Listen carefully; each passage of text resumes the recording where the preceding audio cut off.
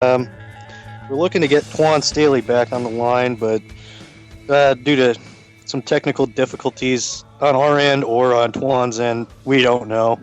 That may or may not happen before the end of the night. But back here with Keith. It'll be real funny if it was all about a mute button on his phone. Oh my god! Yeah, I mean, I can't tell you how many those damn mute buttons. They can be nasty.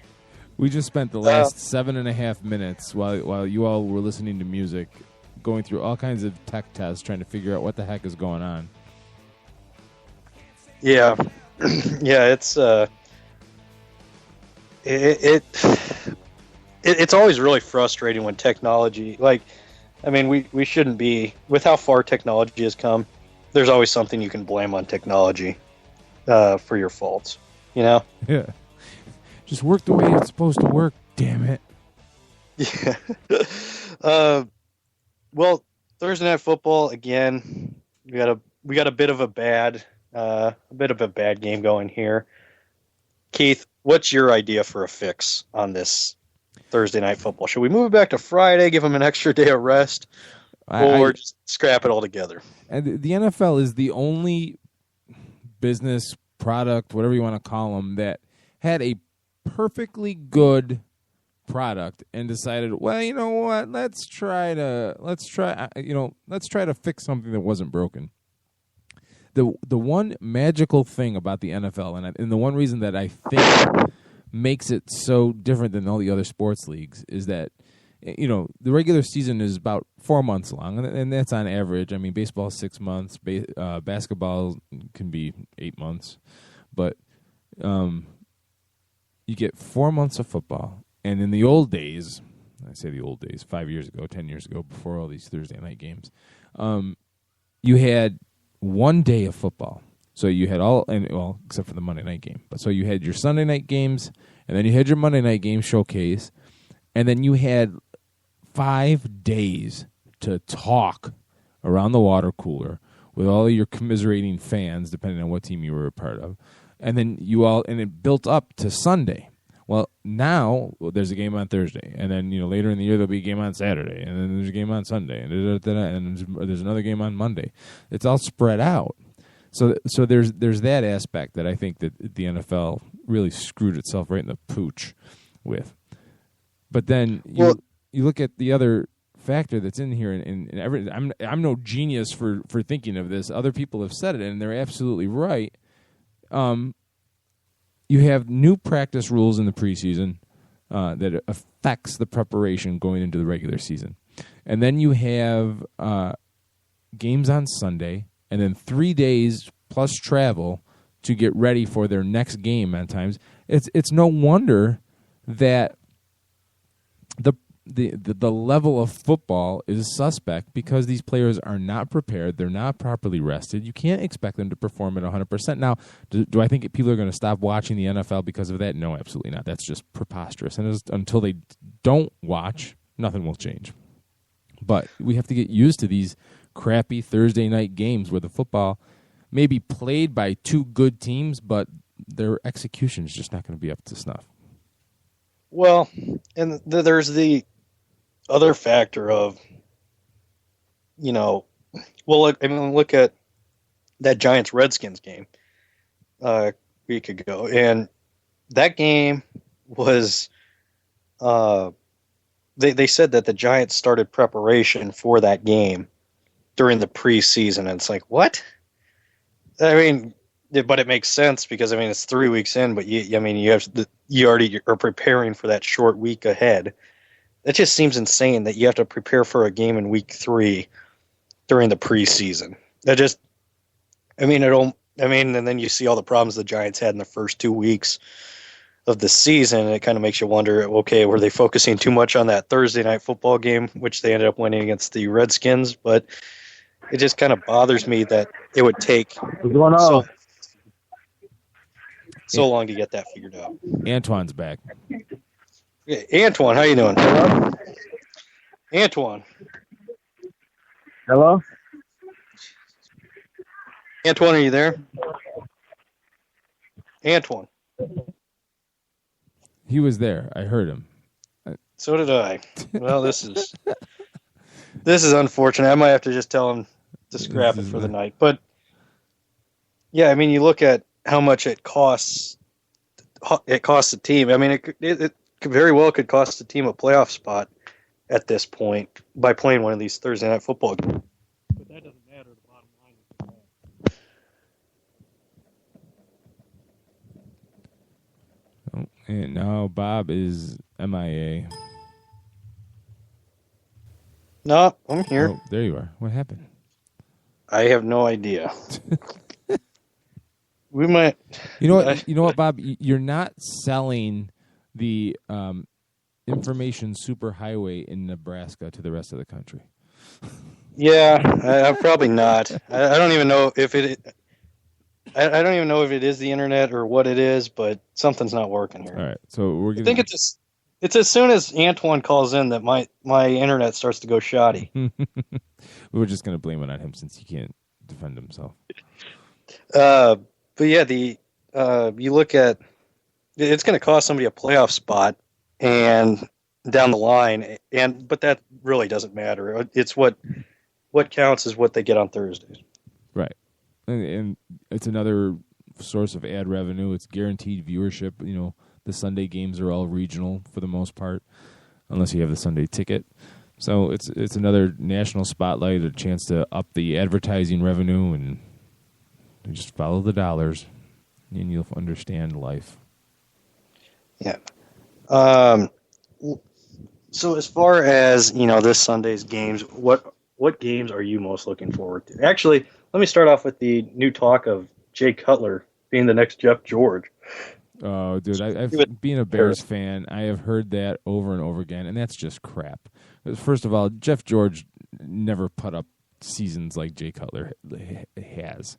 The problem with Jay Cutler is people have called me a Cutler apologist, a Cutler fanboy, whatever you want to. Being a Bears fan, I remember the Cade McNown era. I remember fighting over Shane Matthews or Steve Walsh. It's these quarterbacks that barely could hold an NFL roster spot, but yet somehow ended up starters with us. The Rick Myra era, as short-lived as it was. So when people start hacking on Jay Cutler, let's put it all in perspective here, kids. He's the best quarterback that we have ever had in the modern game. Yes, better than Jim McMahon, and you could say what you want. Jay Cutler's problem is Jay Cutler.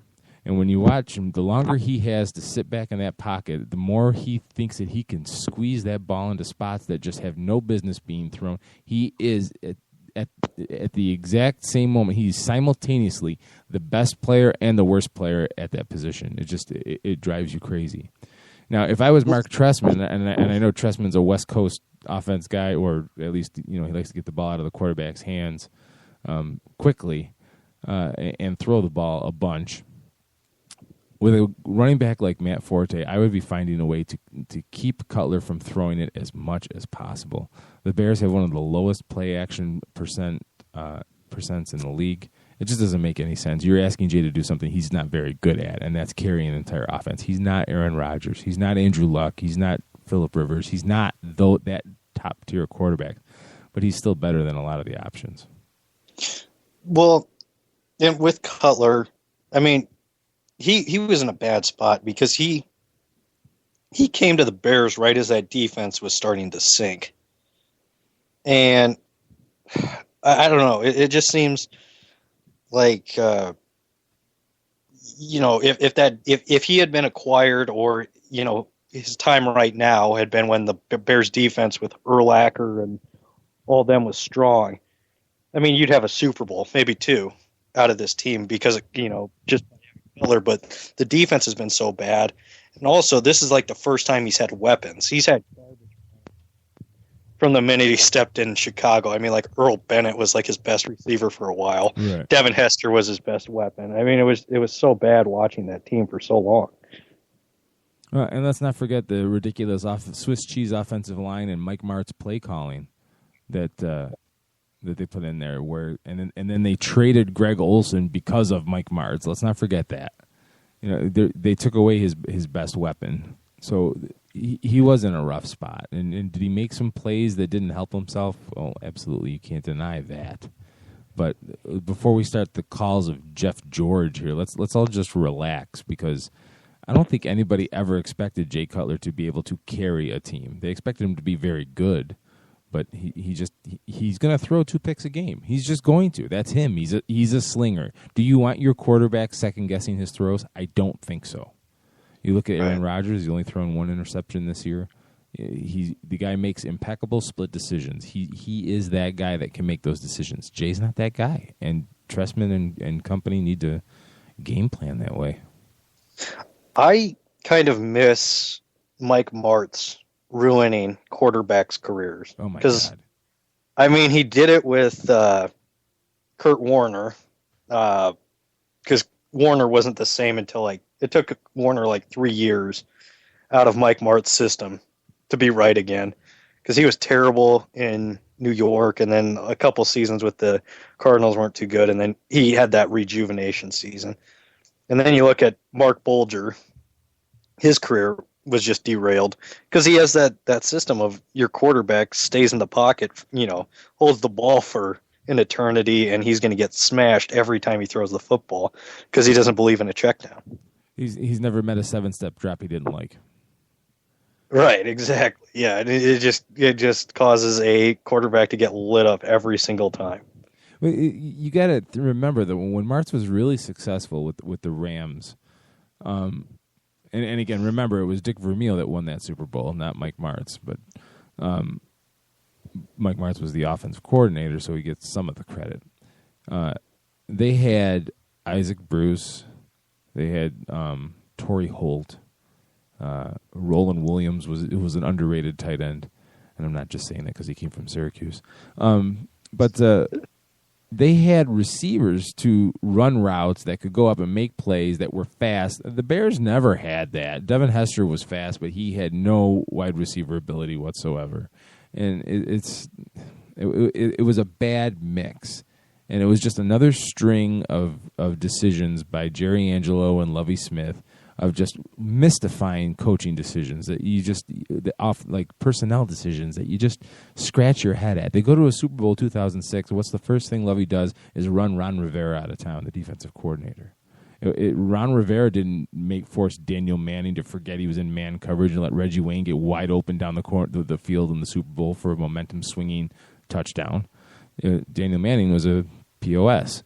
It's just one of those things. And then Bob Babich takes over as defensive coordinator. I could go into this. I could do a whole separate show on Lovie Smith and how he ran himself out of town eventually. Yeah, Lovie. It was time for Lovie to go. You look at the Bears though. I mean, I haven't heard you talk ad nauseum about the Bears, but I hear Bears fans all the time telling me, what a great franchise it is. And I get that before the Super Bowl era, it was a great team. But, the 85, you guys have won one Super Bowl. I hear too much about the Bears for one Super Bowl and not even one in my lifetime. So, tell me on the Bears on why I should have to hear about the Bears all the time. Well, because they're the charter franchise. It goes back to tradition. You know what I mean? When you learn about the history of the NFL, you read the history of the NFL. It was George Halas that kept that league afloat in the early years. So it's all about history and tradition with the Bears. And I think some of the football elders, if you will, they want that franchise to get back to how it was in the 30s and 40s when they ran the league. The franchise needs a rejuvenation. They have done wonders since Mike McCaskey was removed as the head of the organization. Ted Phillips and now I forget. There's another. Phil McCaskey, I believe, is now in charge.